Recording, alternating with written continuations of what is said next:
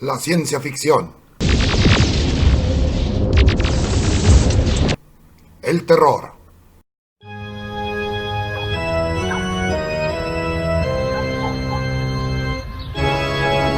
la fantasía,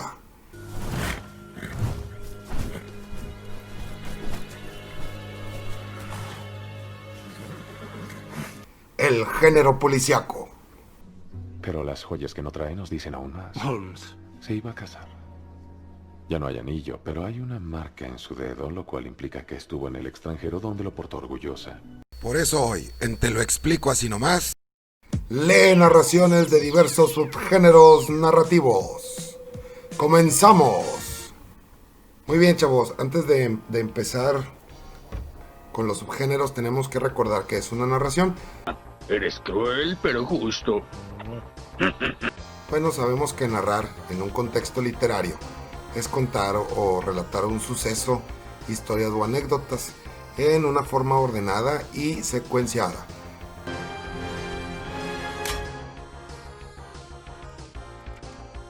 Con un comienzo donde se exponen a los personajes, el contexto es temporo o espacio temporal y el resto de los datos que ayudan a comprender nuestra historia. ¿Cómo diferenciamos fundamentalmente entre el mundo real y la narración? Bueno, esto radica que nuestro mundo es evidente, lo podemos palpar, lo podemos oler, lo podemos escuchar, lo podemos ahora sí como que sentir. En una narración el mundo es artísticamente real, lo estamos creando de la nada, pero que nos causen esas sensaciones que se les llama de memoria táctil o de memoria visual o memoria auditiva. ¿Qué rayos es esa cosa? Sí, o sea, es creado o lo estamos creando a través del lenguaje. Aquí, como puedes ver, hay un cuadro en lo que hay mucha similitud entre el mundo real y el mundo narrativo. Hay que recordar cuáles son los géneros literarios. Bueno, pues tenemos el género dramático, que estos se dividen en tragedia, comedia, drama, entremés, farsa, ópera, melodrama, y que se presenta de manera directa una o varios conflictos a través de personajes que desarrollan el trama mediante diálogos. ¿Dónde he visto eso?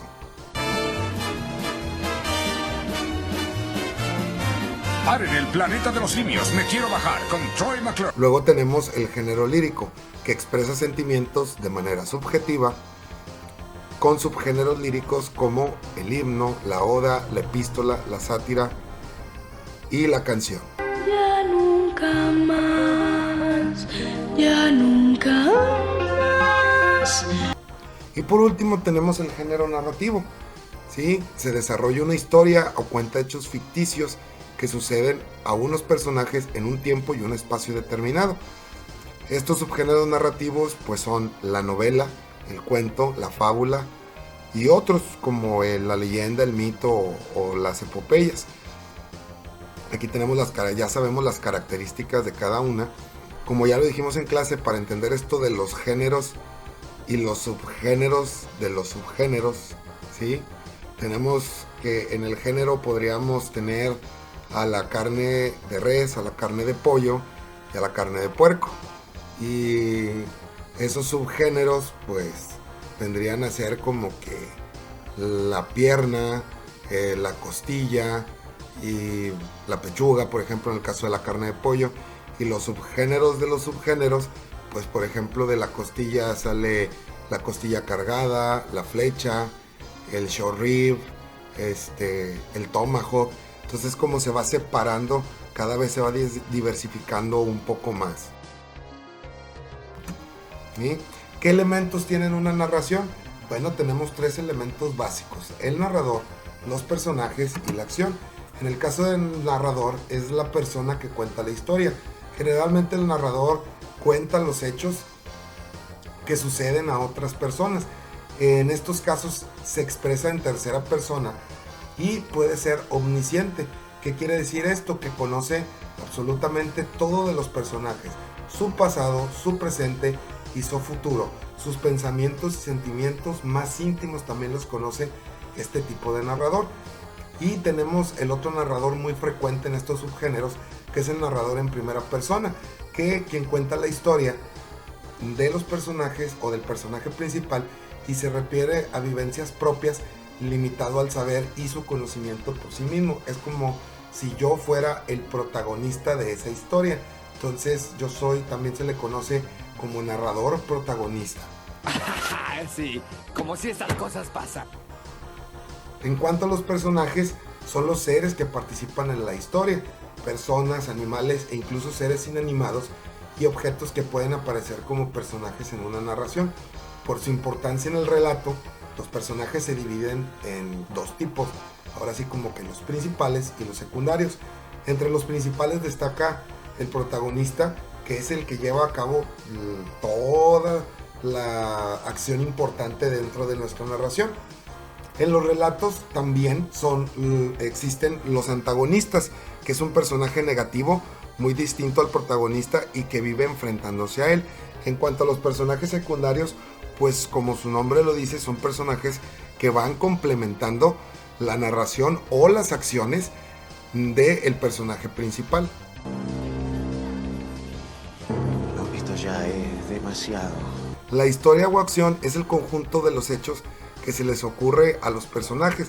Normalmente presentan una estructura como un planteamiento o introducción, una ambientación que también va dentro de la introducción, pero como dijimos en clase, a mí me gusta separarla porque lo considero un elemento aparte, aunque esté dentro del planteamiento, un nudo y un desenlace. ¿Sí? Dentro del planteamiento o introducción, pues se presentan a los principales personajes y se narran el acontecimiento inicial, el que origina el conflicto y va desarrollando el nudo. En ella se sientan las bases que permitirá desarrollar el nudo del relato y permite que se tenga sentido. En esta introducción también se plantea el conflicto de modo tal que luego puede ser alterado en el nudo. En cuanto a la ambientación, pues es el lugar físico y las condiciones en que ocurren los hechos narrados, es decir, tanto el medio geográfico como el medio social y como la forma de pensar que es referente a la cultura o el medio cultural en el que, como ya lo dijimos, se está desarrollando nuestra historia.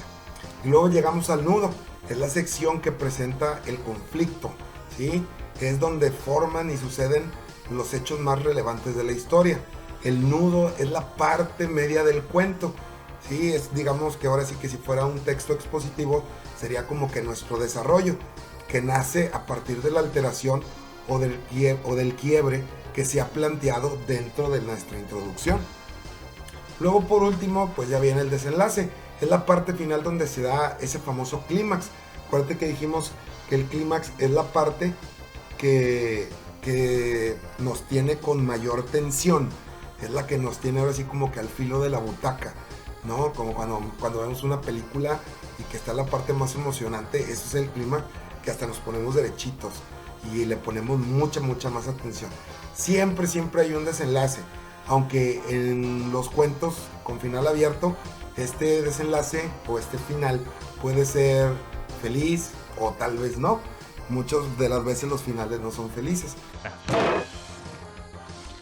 Ahora siempre nos vamos a preguntar, ¿la historia es lineal o no lineal?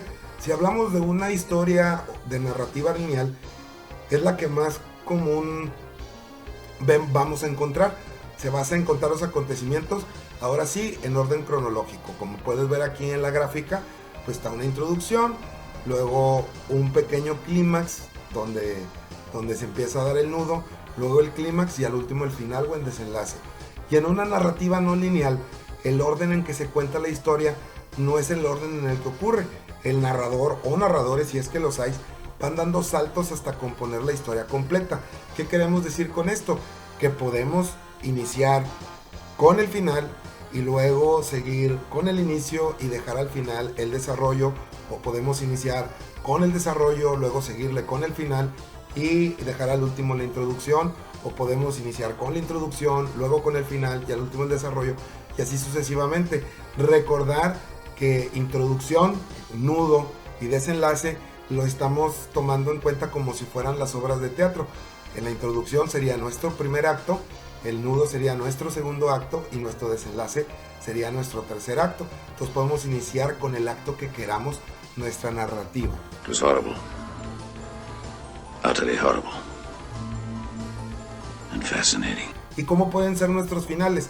Nuestros finales pueden ser abiertos, que la historia va a continuar, o cerrados, que es la conclusión de los hechos. Es lo que le llamamos en la narrativa una historia autoconcluyente, que ya ahí se cierra la historia y no nos interesa saber absolutamente nada más, o ya no nos describen qué hay después o qué pasó después.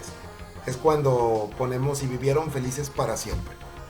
A eso llamo simplificación. Y luego ahora sí entramos a los subgéneros narrativos, a lo que nos compete a este proyecto que están por hacer.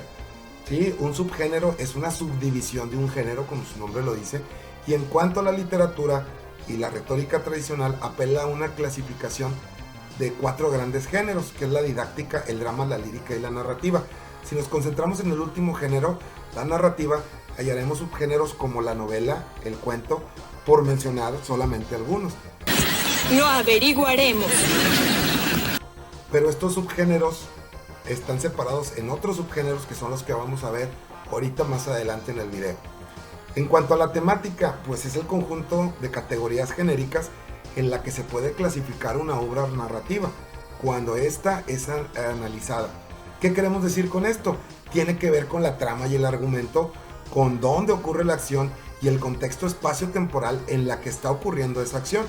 Hay obras narrativas, pueden ser históricas, pueden ser bélicas, que se refiere a que se desarrollan en una guerra, románticas, de ciencia ficción, de terror, entre otras. Ojo muchachos, esto no quiere decir que una narrativa tiene que ser específicamente de una sola línea. Sí, podemos mezclar géneros, podemos mezclar género bélico y romántico, histórico y de ciencia ficción, de terror e histórico, bélico y ciencia ficción, terror y ciencia ficción, etc. Pues las mezclas son las que nosotros queramos o la que el narrador quiera. ¡Qué trucazo!, ¿no? Ahora sí, entramos a uno de esos subgéneros, que es la ciencia ficción. Ya te tengo. ¿Qué? Este subgénero de la literatura de ficción, la diferencia entre la ficción es que es algo irreal y la ciencia ficción es que tiene elementos de ciencia, pero que todavía son irreales en nuestra época, pero que muy probablemente en corto, mediano o largo plazo.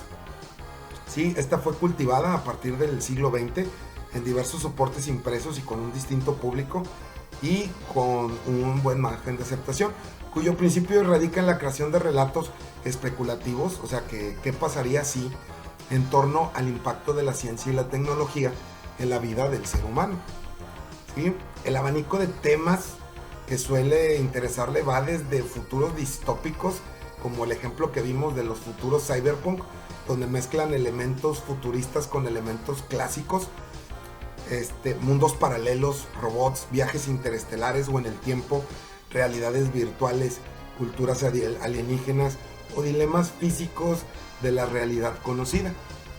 ¿Sí? Algunos ejemplos de estas obras literarias de ciencia ficción pues es Yo Robot de Isaac Asimov, Crónicas Marcianas de Ray Bradbury o Soy Leyenda de Robert Matheson. Luego entramos a la novela policíaca. Estuve con la tía Agua. Está muy preocupada por mi madre. Normal. ¿Por qué no me dijiste que estuvo contigo en las matas después de lo de Argentina? Se entiende por novela policial o novela policíaca o detectivesca a la narración extensa desarrollada en prosa que relata una historia en la que el argumento incluye un enigma criminal, un delito, un asesinato, un robo, etc. Una acción policial o investigativa desarrollada por él o los protagonistas y el hallazgo de un culpable o la resolución del misterio, normalmente con mucho suspenso y sorpresa para el lector. ¿Sí? Las características de esta novela policíaca, bueno, pues posee una estructura súper definida y clásica en cuanto a la narrativa. ¿Sí? Se compone de 3 partes, como ya lo vimos, la típica estructura narrativa.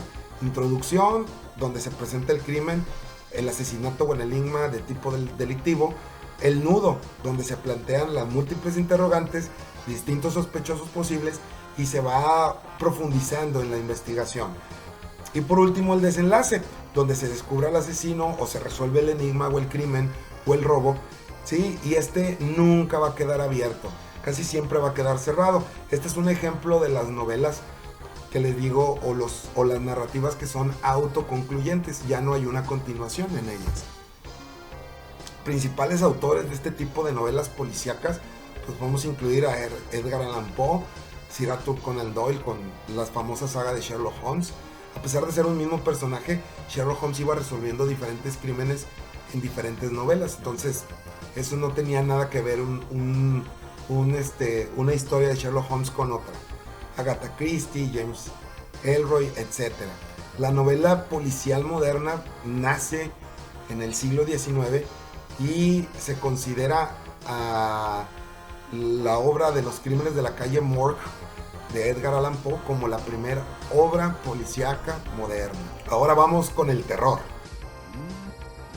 Un cuento de terror o relato de terror es una narración que regularmente es breve y pertenece a un ámbito literario popular, ¿sí? Que busca ocasionar en el lector esa sensación de miedo y angustia a través de recreación, por lo general, de situaciones imaginarias, fantásticas o sobrenaturales.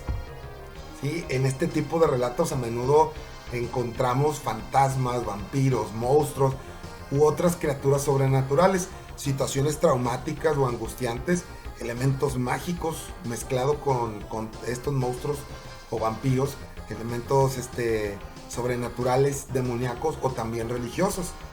Argumentos de venganza, de justicia, de retaliación o descubrimiento de tesoros y mensajes ocultos o mensajes del más allá hacia los vivos. It was horrible. Utterly horrible. And fascinating. Pero bueno, aquí te dejé el asterisco que es retaliación. Para que lo leas, ahí te lo dejo. Palabra nueva para aprender. ¡Por un demonio, lo que faltaba! Algunos célebres ejemplos de estos relatos de terror, aparte de las creepypastas que ya mencionamos en clase, si lo puedes recordar, pues tenemos El gato negro, El corazón delator de Edgar Allan Poe, La horda, La noche. Fíjate, aquí El corazón delator es una mezcla entre cuento de terror y cuento policíaco, ¿sí? Es donde podemos nosotros mezclar dos subgéneros en una sola historia. Salté mi vida. ¿Sí? El rincón alegre, Los sauces, La pata de mono de W. Jacobs, que se lo recomiendo bastante.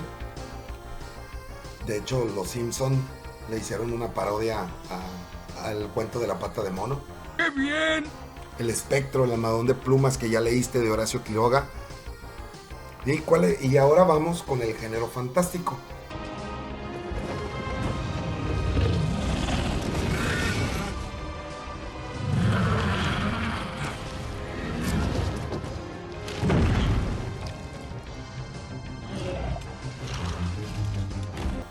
¿Sí? ¿Cuáles son estas características del género fantástico?